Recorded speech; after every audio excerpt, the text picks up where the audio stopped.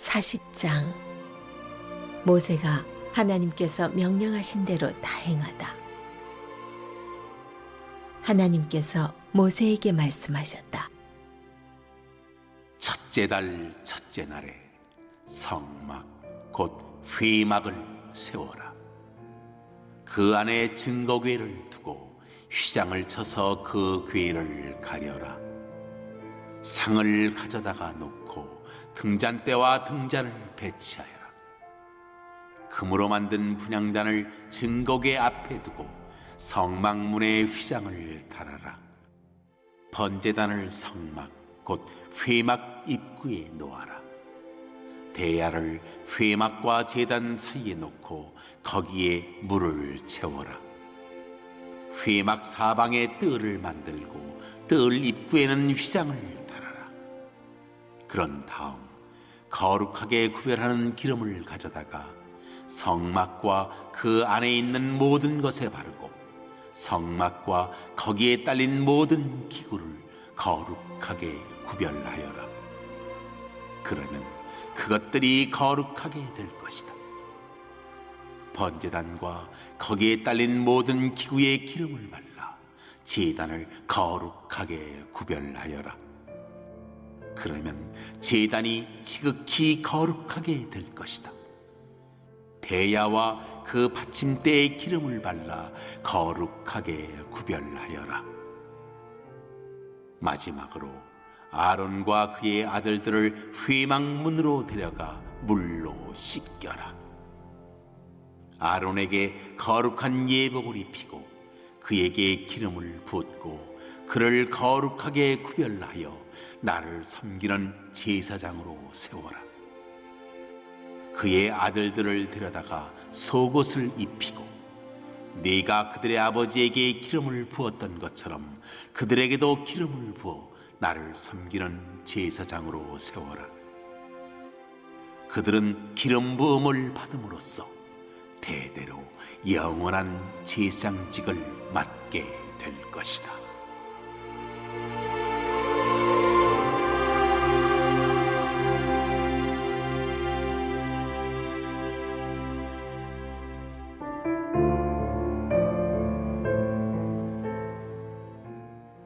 모세는 하나님께서 명령하신 모든 것을 하나도 빠뜨리지 않고 다 행했다. 둘째 해 첫째 달 첫째 날에 성막이 세워졌다. 모세가 성막을 세웠는데 밑받침을 놓고 널판을 세우고 가로다지를 얹고 기둥을 세우고 성막 위로 천막을 펴고 천막 위에 덮개를 씌웠다. 하나님께서 모세에게 명령하신 대로 행했다. 모세는 증거판을 궤 안에 놓고 궤를 나를 수 있도록 채를 끼우고 궤 위에 덮개 곧 속죄판을 얹었다. 그러고는 궤를 성막 안에 들여놓고 휘장을 쳐서 증거궤를 가렸다. 하나님께서 모세에게 명령하신 대로 행했다. 모세는 회막 안 성막의 북쪽면 휘장 바깥쪽에 상을 놓고 거기 하나님 앞에 빵을 차려 놓았다. 하나님께서 모세에게 명령하신 대로 행했다. 모세는 회막 안 상의 맞은편 성막의 남쪽 면에 등잔대를 놓고 하나님 앞에 등잔들을 올려놓았다. 하나님께서 그에게 명령하신 대로 행했다. 모세는 성막문에 막을 달았다. 모세는 성막 곧 회막문에 번제단을 놓고 번제와 곡식 제사를 드렸다. 하나님께서 그에게 명령하신 대로 행했다. 모세는 회막과 제단 사이에 대야를 놓고 거기에 씻을 물을 채웠다.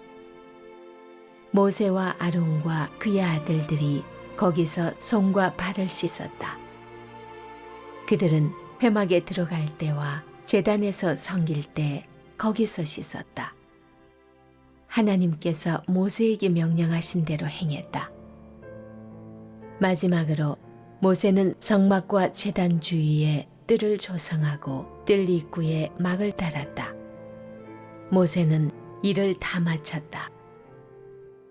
구름이 회막을 덮고 하나님의 영광이 성막에 가득했다. 구름이 회막 위에 있고 하나님의 영광이 성막에 가득했으므로 모세는 회막 안으로 들어갈 수 없었다. 구름이 성막에서 거칠 때면 이스라엘 백성이 길을 나섰다. 그러나 구름이 거치지 않으면 그들은 구름이 거치기까지 길을 나서지 않았다. 낮에는 하나님의 구름이 성막 위에 있고 밤에는 불이 그 구름 가운데 있어서 온 이스라엘 자손이 모든 여정에서 그것을 볼 수 있었다.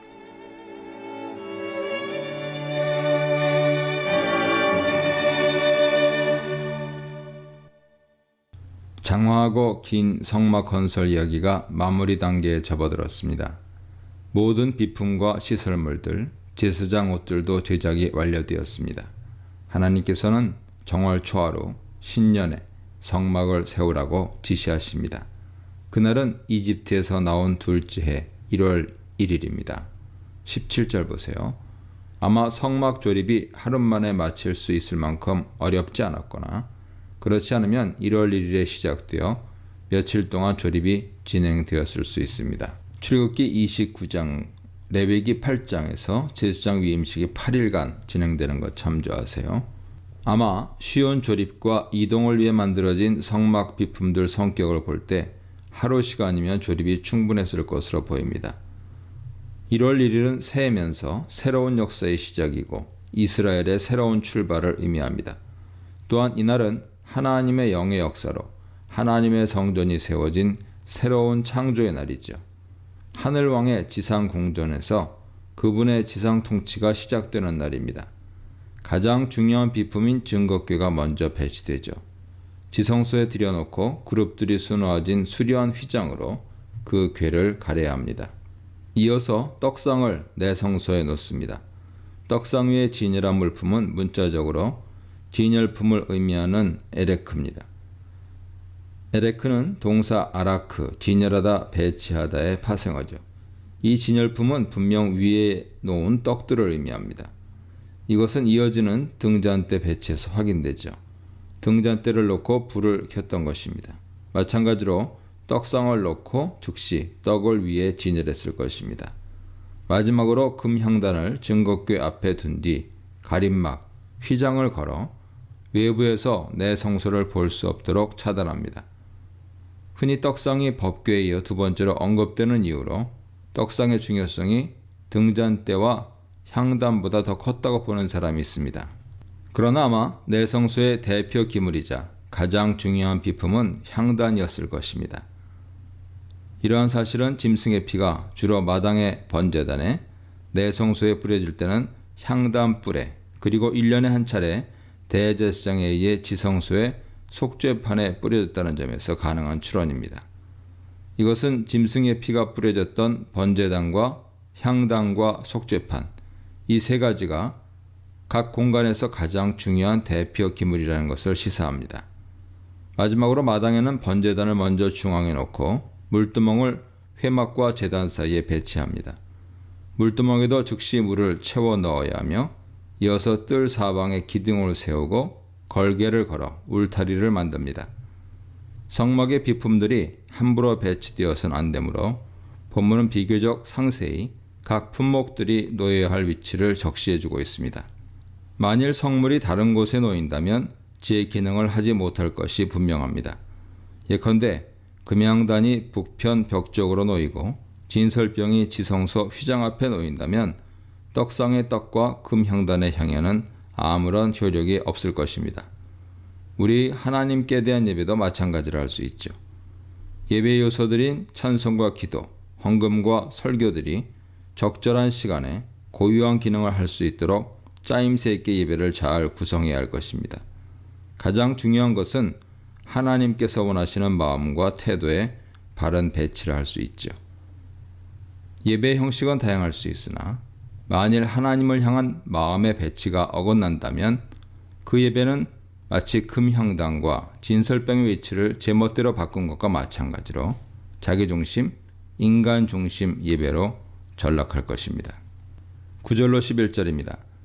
각 시설물들 조립을 마친 뒤에 관유를 성막의 구석구석 모든 시설물과 비품들에 바릅니다.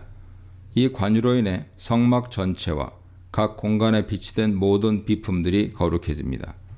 물론 인간과 사물의 궁극적인 거룩은 29장 43절에서 살핀 대로 거룩의 근원이신 하나님 자신에게서 비롯됩니다. 최종적으로는 하나님께서 성막 비품들을 거룩하게 하시죠. 관유는 단지 거룩을 유발하는 매개매일 뿐 신적 개입 없이 그 자체로는 아무런 의미가 없다고 할 수 있습니다. 이것은 법궤를 비롯한 다른 기물들도 마찬가지죠. 하나님 임재하실 때 의미가 있습니다.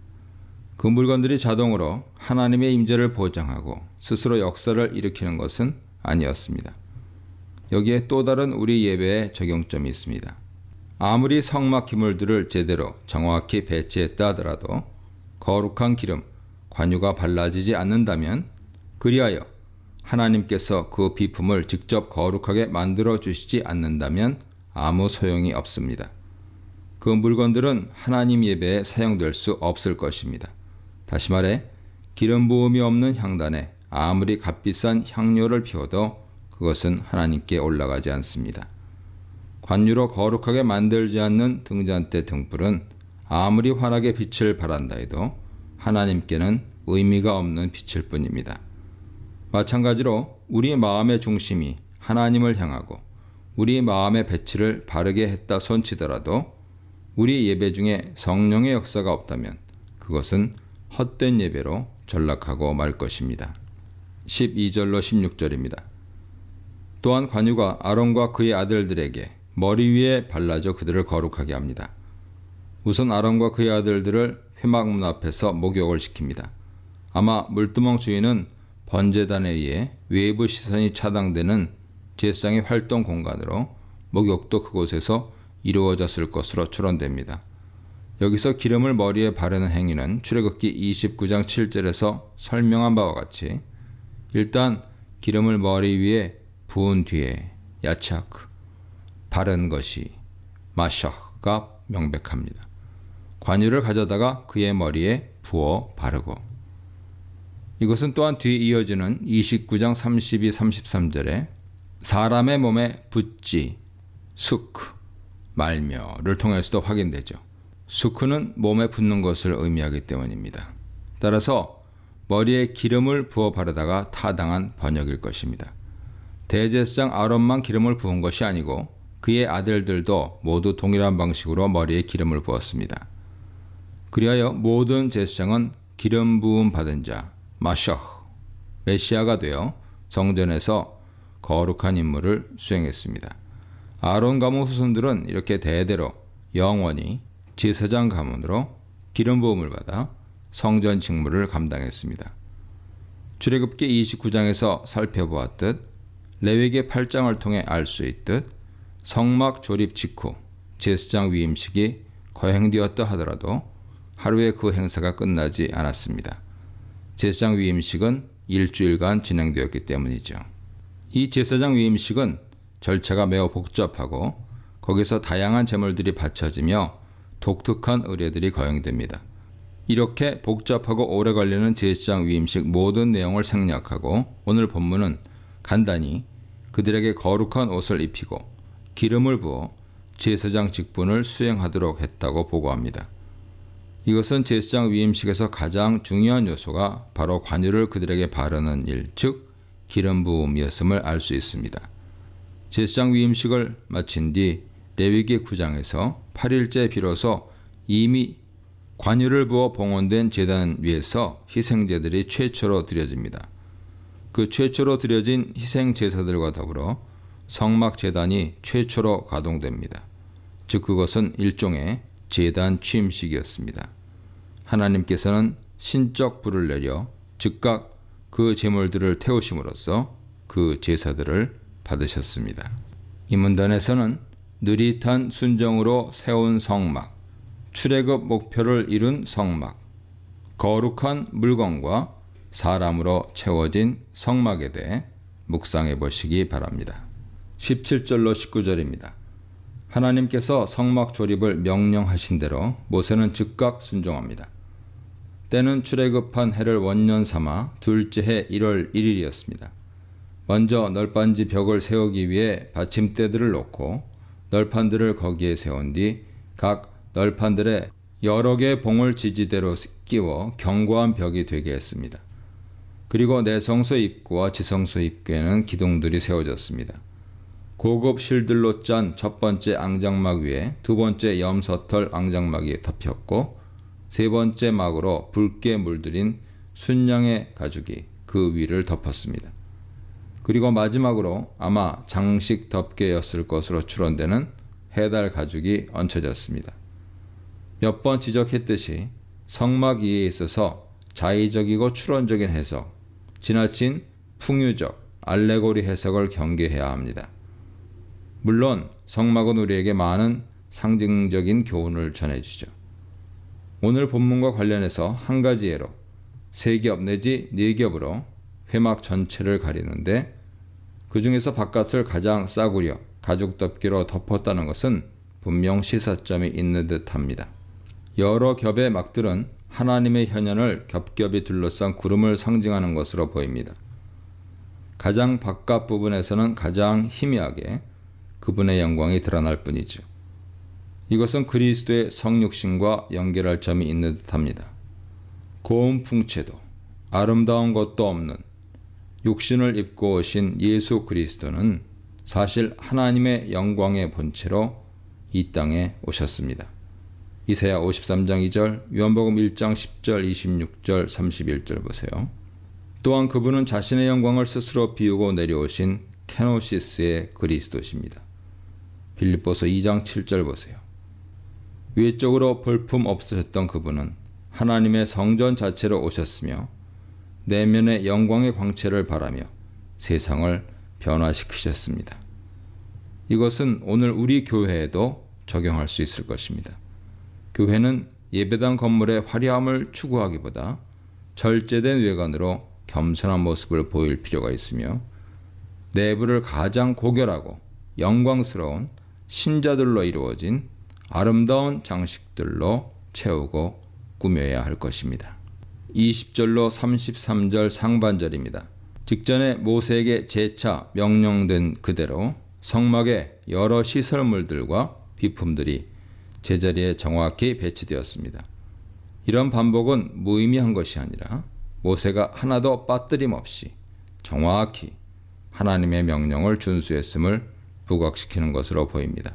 그것은 반복적인 형식문인 명령하신 대로 되니라를 통해 암시됩니다. 33절 하반절로 38절입니다. 성막 건설이 완료되자 이스라엘 백성은 강력한 하나님의 임재를 경험합니다.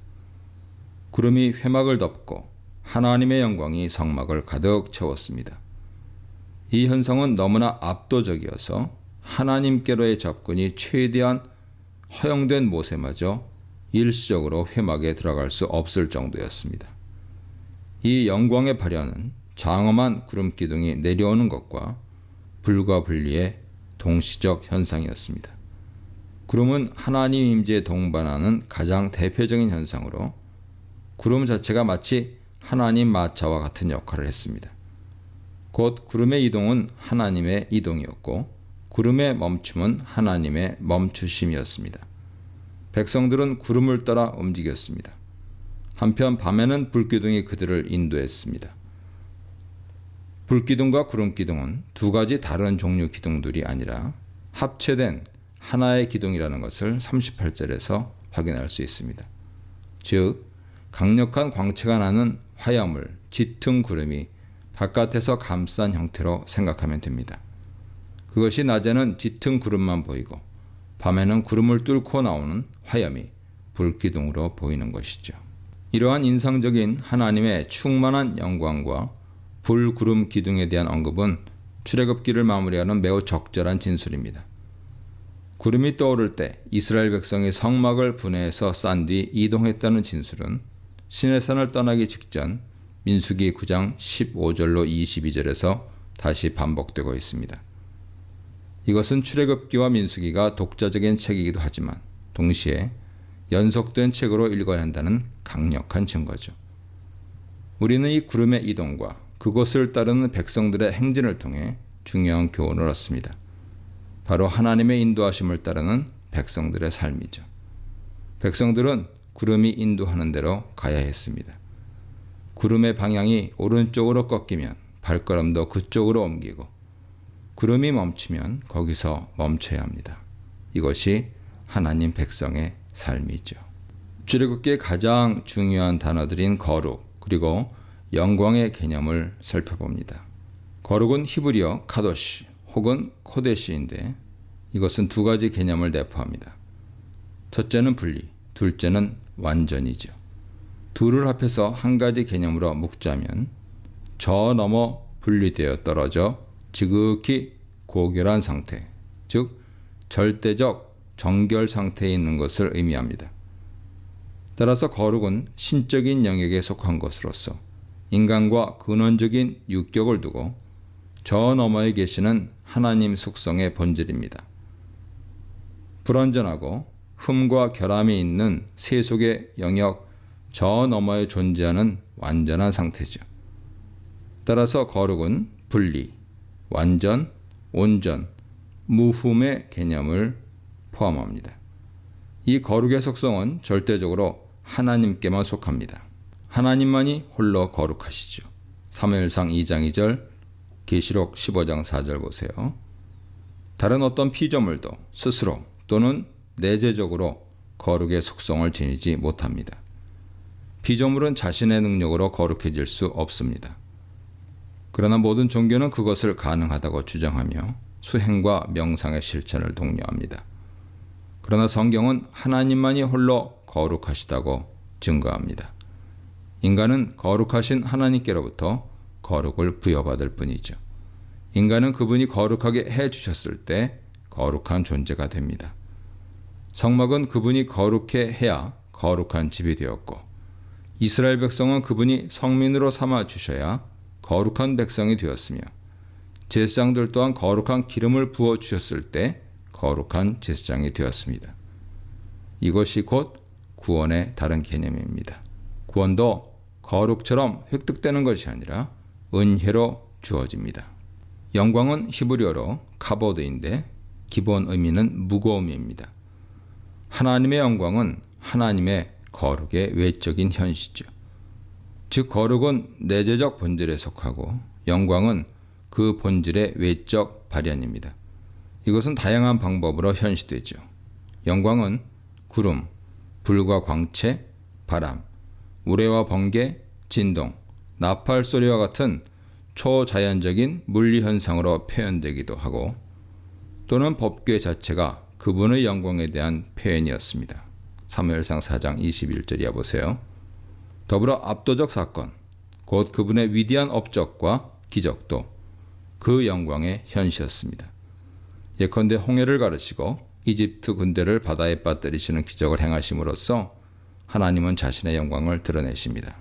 또한 출애굽기 16장 7절에서 아침에는 너희가 여호와의 영광을 보리라 말하는데 매일 아침 만나를 주시는 기적이 그분의 영광을 드러내는 것입니다.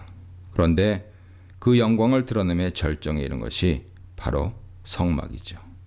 성막은 삼중으로 구분된 영역으로 나타나는 거룩의 등급을 통해 하나님의 거룩을 충만히 드러냈고 또한 광채나는 금은 보석과 최고급 재료를 사용한 비품들과 시설물들을 통해 그분의 영광이 충만히 발현되었습니다. 무엇보다 장엄한 불구름 기둥의 임재로 성막은 그분의 영광으로 가득 찬 공간이 되었습니다. 이와 같이 그리스도의 몸된 교회들이 성령으로 충만할 때 하나님의 영광을 세상에 드러내는 참된 성전 공동체가 될 것입니다. 아멘. 이 문단에서는 하나님을 향한 순종으로 세워진 성막, 하나님의 영광이 임한 성막, 하나님의 영광이 인도하는 성막에 대해 묵상해 보시기 바랍니다.